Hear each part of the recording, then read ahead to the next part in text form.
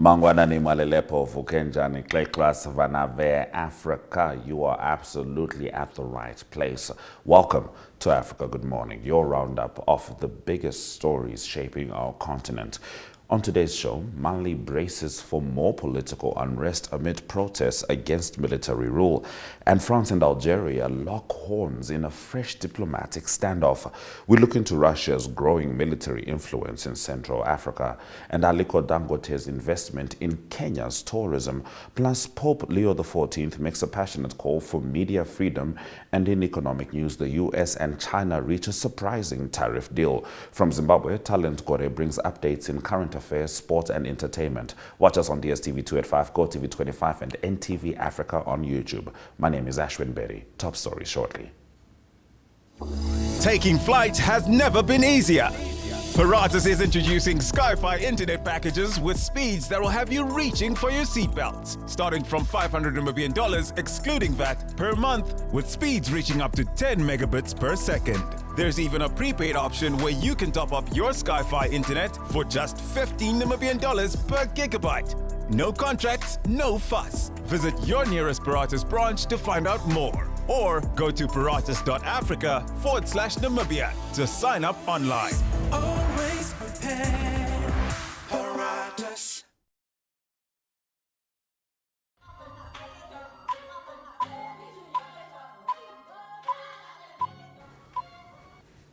Let's get into our top stories. Mali's ruling military government faces a pivotal moment as tensions rise over worsening insecurity, economic hardship, and authoritarianism.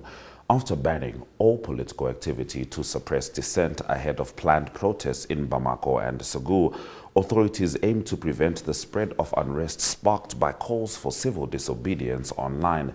The suspension follows unprecedented rallies earlier in May opposing a proposal to grant interim President Assimi Goïta a 5-year term and dissolve political parties. While the protests were postponed, many remain defiant, demanding democratic reforms, with the north still plagued by jihadist violence, widespread blackouts, high living costs, and job losses deepen public frustration. Analysts suggest the threat of internal dissent within the ruling elite may outweigh public protests, especially as several government critics have vanished. The military's appeal to anti-colonial sentiment is losing ground, with citizens increasingly focused on stability, democracy, and economic survival rather than rhetoric. Moving on. France has vowed to take strong and proportionate action after Algeria expelled 15 French diplomatic agents, deepening a worsening diplomatic rift between the two nations. French Foreign Minister Jean-Noël Barrot condemned the expulsions as unjustified and said Paris would respond immediately, just as it did last month when both countries engaged in tit-for-tat expulsions. The souring relationship, rooted in a long and complex colonial history, was further strained last year when President Emmanuel Macron expressed support for Morocco's stance on the disputed Western Sahara, angering Algiers. Although Barrot's visit to Algiers in April offered a brief thaw, tensions quickly reignited. In mid-April, France recalled its ambassador and expelled 12 Algerian officials after a similar move by Algeria. With around 10% of France's population having ties to Algeria, officials warned that deteriorating ties could have serious security, economic, and social repercussions for both countries. Russia is set to expand its military footprint in Africa by formally deploying its Africa Corps to replace the Wagner Group in the Central African Republic, marking a strategic shift in Moscow's engagement on the continent. This move follows the controversial death of Wagner leader Yevgeny Prigozhin and the group's restructuring under the Russian Ministry of Defense. The Africa Corps, now tasked with training and securing CAR's military forces, is expected to establish a permanent base in Barengo near Bangui, capable of housing up to 10,000 personnel. In exchange for military support, CAR will reportedly grant Russia broad access to its rich mineral resources, while the government views the deal as a way to bolster national security and prepare for upcoming elections. Critics warn it could compromise sovereignty and increase dependence on Russia. Now, the deal reflects President Putin's broader goal of recalibrating and institutionalizing Russian influence across Africa following France's military withdrawal. Pope Leo XIV has called for the release of imprisoned journalists, describing free speech and a free press as precious gifts. In his first public audience with members of the media since his historic election as the first American pontiff, addressing thousands of journalists gathered at the Vatican, Pope Leo urged the press to use words that promote peace and to amplify the voices of the marginalized. The 69-year-old Augustinian, elected just last week, opened with a light-hearted remark in English before switching to Italian to thank the journalists for their coverage of the papal transition. He emphasized the power of language to do good and condemned the use of words to incite war or division. Following his speech, he warmly interacted with attendees, signing autographs, posing for selfies, and hinting at an upcoming visit to Turkey for the 1700th anniversary of the Council of Nicaea. His remarks sparked praise across global media circles. In the last of our top stories, Aliko Dangote and American billionaire David Rubenstein have invested in Kenya's tourism sector through Altera Capital, acquiring Pullman's Tours and Safaris, Kenya's oldest tour company. The acquisition, finalized via ARP Africa Travel Group in February, marks a strategic move into one of Kenya's top industries. According to the Competition Authority of Kenya, the merger will not alter market competition or result in job losses, as the acquiring and target companies operate in different sectors. Kenya's tour operator market remains decentralized, with over 300 players like Bonfire Adventures and Bountiful Safaris. This investment adds to Dangote's growing regional footprint. He recently expanded his sugar refinery business into Ghana and continues to operate Dangote Cement across 10 African countries. His conglomerate's reach also includes oil exports to Saudi Arabia, North America, and Turkey. This latest deal reflects his broader push to deepen continental economic integration and unlock tourism's potential.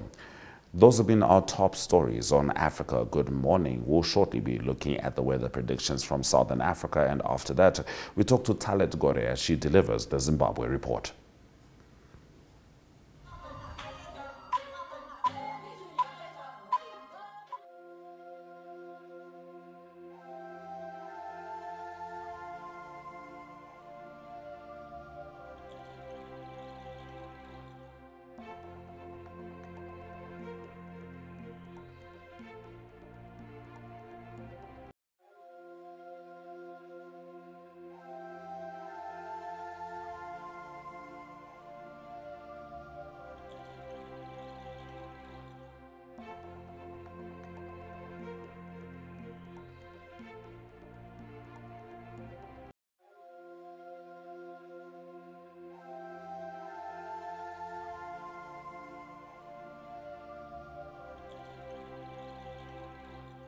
Welcome to Namibia, where adventure meets tranquility. With Enjoy, you have access to a wide range of accommodations to suit every traveler's taste and budget. Experience the finest dining and hospitality Namibia has to offer. Booking your dream accommodation is just a few clicks away with Enjoy. Join thousands of happy travelers who have trusted Enjoy for their Namibian getaway. Your gateway to unforgettable Namibian adventures.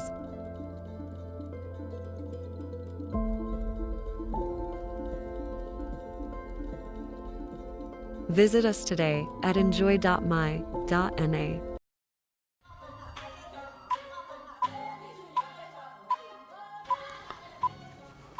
It's time for us to talk to Talent Gore as she delivers the Zimbabwe report. Talent Wamukase. Mamkase Africa. Tamuka Hedu. Now, Rwanda has recruited a second group of Zimbabwean teachers. I believe they recruited the first time around 2022. Yes, the first time around they recruited in 2022, and this time around, Rwanda is set to recruit a second cohort of over 150 Zimbabwean teachers as part of the worker exchange agreement aimed at strengthening cooperation between the two countries. The recruitment seeks to fill vacant positions in various fields, including basic general education teachers, basic technical and vocational education and training teachers, higher institution lecturers, special needs, and inclusive teachers, among other posts. The recruitment is being conducted by technical committees from the two countries.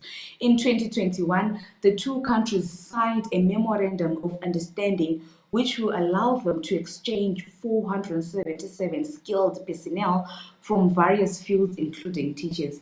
To date, more than 200 teachers from Zimbabwe have been recruited by the Rwandan government. So since 2021, when they signed the memorandum of understanding, 200 teachers have actually been recruited by the Indian government.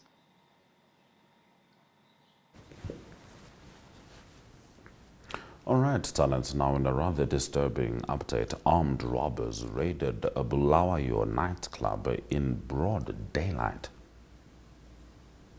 Yes, the incident happened on Sunday when armed robbers held staff hostage at a popular Bulawayo nightclub before stealing 4,300 United States dollars. Staff at Zara Lounge were counting the previous night's takings when three armed men appeared and forced all the staff into a room where they were held hostage. They then stole 4,300 cash and went away.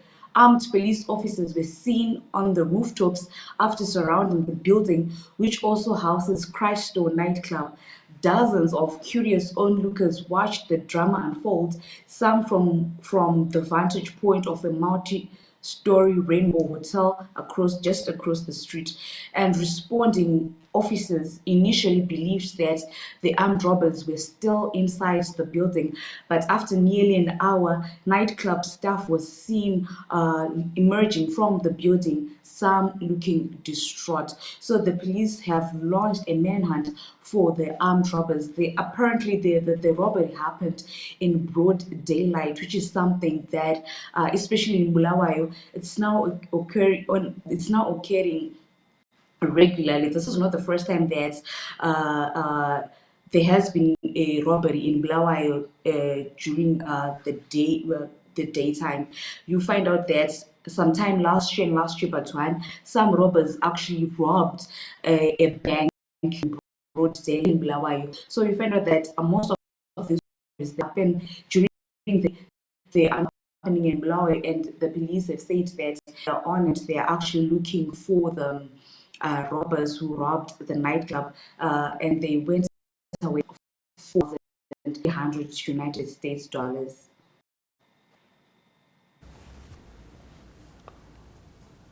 Now, talent. Earlier in the year, we spoke about the Zimbabwean government starting to compensate white farmers who had lost land during the Mugabe's land reform program. Now, in response to that, war veterans are challenging $3.5 million compensation for white farmers. Yes, apparently Zimbabwe's plans to compensate white farmers whose land was acquired for resettlement has launched into a legal trouble after a group of war veterans challenged the agreement, which they argue is unconstitutional. President Emerson Mnangagwa, seeking to restore ties with Western governments who were critical of the land seizures, has committed to pay 3.5 billion United States dollars to just over 4,000 farmers, but only for improvements to the land and not the land itself. Represented by rights lawyer and former finance minister Tendai Biti, ex-combatants are also questioning the secrecy around the deal and the methodology of calculating what is due to each farmer. Ultimately, they are seeking the High Court to declare the compensation agreement unconstitutional and void. Should they win in court, the entire scheme, whose delayed implementation has led to much consternation among the aging farmers, could be in jeopardy. So, if the war veterans win this case in court, it means that the government has to revisit that deal again. That is, if the High Court actually grants the war veterans what they want. But as of now, the government hasn't commented on it, and nothing much has been said. The High Court hasn't said anything, as this matter has just been submitted to the High Court. And apparently, the war veterans themselves, they are being represented by former finance minister, who's also a lawyer, Tendai Biti. So we're just going to be looking out and to see how this matter is going to unfold, and to see if the war veterans themselves are going to win this case, or the government is going to continue compensating the white farmers whose land, apparently whose farms were taken during the land distribution program in the early 2000s. Now, talent, in the last of your current affairs stories, before we get into the sport, the Zimbabwean government is assuring parents that schools are free of bedbugs. Yes, as I have been reporting for the past few weeks, there is an outbreak of bedbugs in Harare, and apparently it has spread to other cities like Mutare and but the but right now, the government has reassured parents and guidance that it is taking all necessary steps to prevent and manage bed bugs infestation in schools ahead of the start of the second term on Tuesday. This comes amid fears among parents that bed bugs may spread to boarding schools following reported cases in Harare, Mutare, and Kwekwe. In an interview, primary and secondary education spokesperson Mr. Taungana Ndoro said the government had put in place effective hygiene measures in schools, and they do not expect any bed bug infestation in schools. So the government has said that they are currently their schools are schools have opened today, but they will last. But right now, they will be using standard operating procedures which have been in place since the COVID-19 pandemic that ensure hygiene and health standards are maintained in schools, providing a safe learning environment for all children.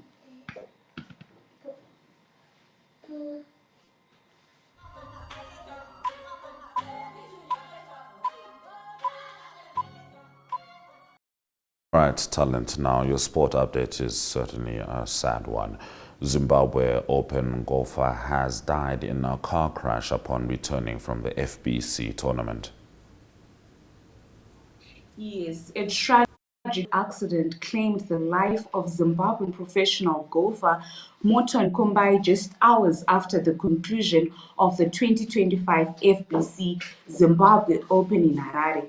Kombai, a respected member of the Zimbabwe Professional Golfers Association based in Shavane, died on the spot on Sunday night after a vehicle carrying 5 players involved in a crash at the intersection of Samora Machel Avenue and 7th Street. 4 other players, Zimbabweans Tonderai Masunga and Bigi Chuvuri, who was driving, Victor Kachepa Tonga of Malawi and Lucky Ayisa of Ghana, were seriously injured, and they are receiving treatment at Parenyatwa Group of Hospitals and Kensington Medical Center.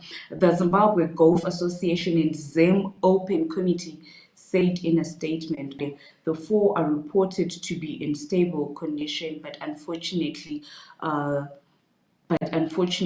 Morton died on the spot on Sunday. All right, talent. We certainly wish all the support and comfort to the families, to the family of the fallen golfer in Zimbabwe. Now, in the last of your stories, we do take a rather positive turn. Tawanda Mako, a Chinoi Technical High School Form 6 learner, will be part of the artists that will represent Zimbabwe in Greece in December. Yes, Tawanda Mako, a Chinoi Technical High School Form 6 learner, will be part of the artists that will represent Zimbabwe in Greece this December. Apparently, Tawanda is a veteran broadcaster Regis Mako's son. He is among the top 5 artists who recently participated at the Colors of Recovery art competition in Harare. The competitions focused on the fight against drug and substance abuse, and Tawanda has made drawings of prominent people, including footballers Lionel Messi and Sadio Mane.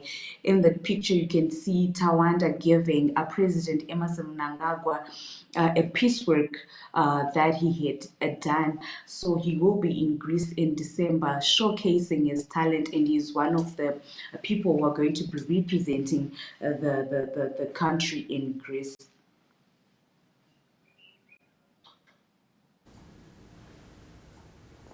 Well, we certainly wish him all the best talent, and we thank you very much for bringing us the Zimbabwe Report, and we're looking forward to a second edition of the Zimbabwe Report as you deliver that tomorrow as well. You are welcome, and thank you very much for having me. It's always good to have you on Africa Good Morning. Let's have a look at the indicators.